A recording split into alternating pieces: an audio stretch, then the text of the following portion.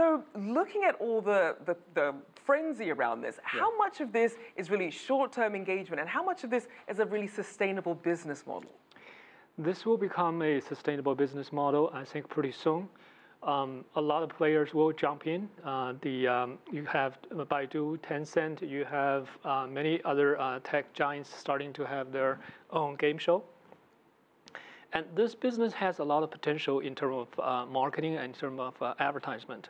And advertisement will become a major revenue source for these type of games. For the participant or the players, it's really sort of highly addictive. I played a few games already and won a few of these. And it really draws your attention. You have to pay attention in that whole 15, 20 minutes. And it's sort of an advertiser's dream because you get people to pay that much attention to your thing. And they already have started to plant some of the brands into it, have some of the big sponsors buy the entire game. And eventually, I think this will become a very sustainable profitable business. Because a lot of people are wondering how much can you monetize this, especially if some players, if they're perhaps only getting a few UN here and there, they may get bored. So in terms of keeping this money spinner going, what are some of the strategies?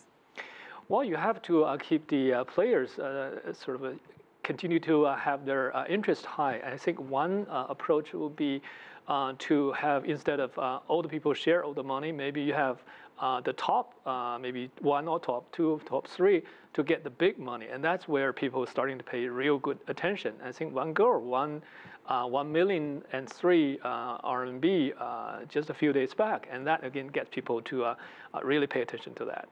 Now, obviously, it's very competitive. And if the prizes, as you say, get as big as they do, what are they doing to stop people from either cheating or making sure that the answers are correct? How do they monitor that?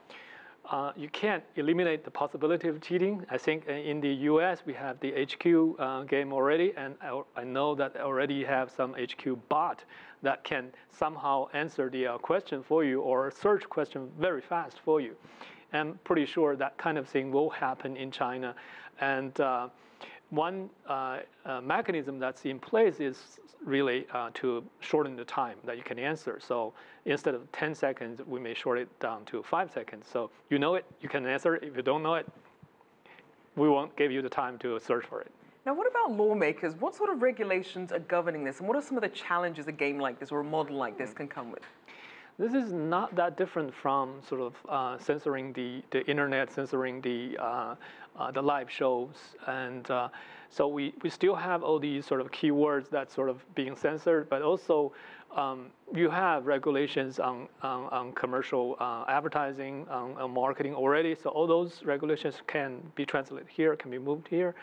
And I found the one incident that one of the game has issue. But I don't think that's a major hurdle for this kind of game.